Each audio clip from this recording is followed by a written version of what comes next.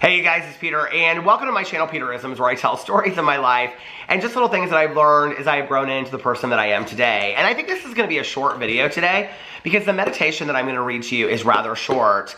I literally went through like 6 or 7 meditation books trying to find the right one today, the one that resonated with me. And, you know, this is typical of some days with my meditation books. Maybe it's a sign that I need to get another one. But I will read through the meditation books. The dogs are so funny. They jump up on the ottoman and then they just sit there and they stare at me. And then they jump down. But anyway, some days I'll read through the meditation books and I'll read one and I'll be like, Then I'll read the next one and be like, You know, and like none of them really kind of resonate with where I'm at today. And today I'm in like such a peaceful and serene mood.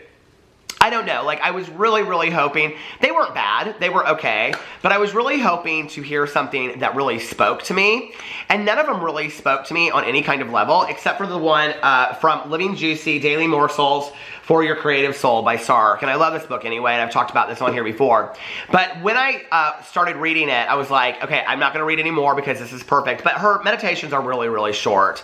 So this is a meditation for May 20th, and it's called Celebrating, and see, she always draws a little picture. I don't know if you can see, but there's like a picture over here. Okay, celebrating. And then the little person is like holding a sign that says, yes.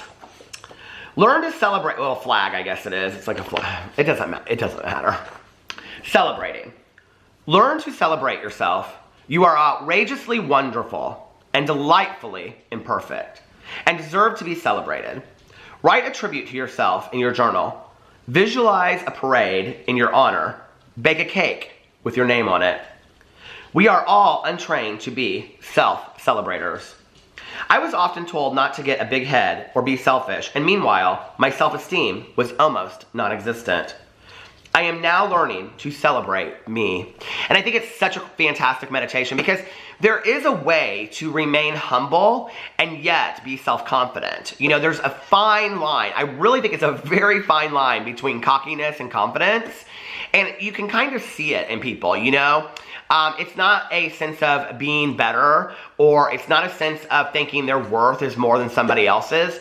It's a sense of knowing that they make mistakes, knowing that they're human and that they screw up, but at the same time loving themselves enough to allow themselves to make mistakes, allowing themselves to grow. I love this idea of baking a cake to celebrate yourself, you know, or, you know, I always talk about doing little things to celebrate yourself or to take care of yourself, like take a bath, watch a Netflix show, whatever.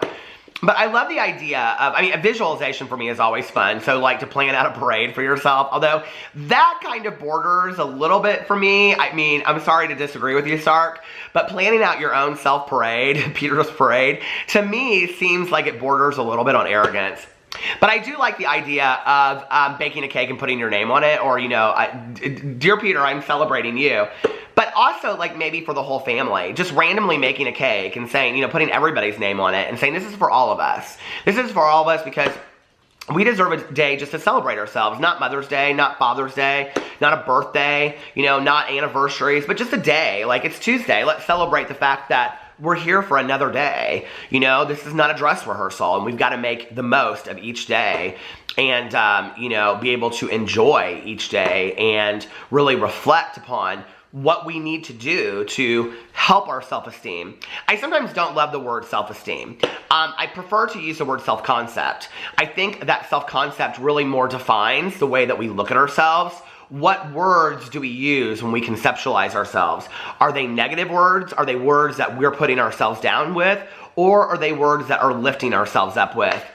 And so when we talk about conceptualizing or defining the way that we look at ourselves, it's really important to look at those words that we're using when we define ourselves to ourselves. Are we our most critical self? Are we the ones that are the most critical in looking at ourselves?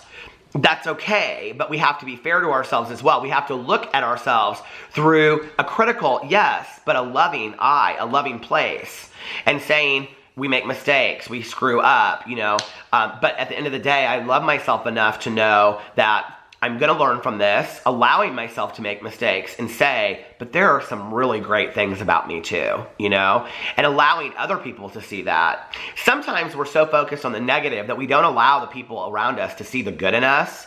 And I think that that's sad, you know. I have so many friends of mine through the year, I've had so many friends of mine through the years, and I've even been this way at times, you know, that's so negative on the situation at hand or on myself or my weight or something about myself that I don't like. My weight has been like the mainstay through my whole life, that I'm so focused on whatever I'm being critical about that I don't look at the 100 things about me that are individual to me, that make me different, that make me, you know, fun to be around, that make me lovable to other people, including myself, you know?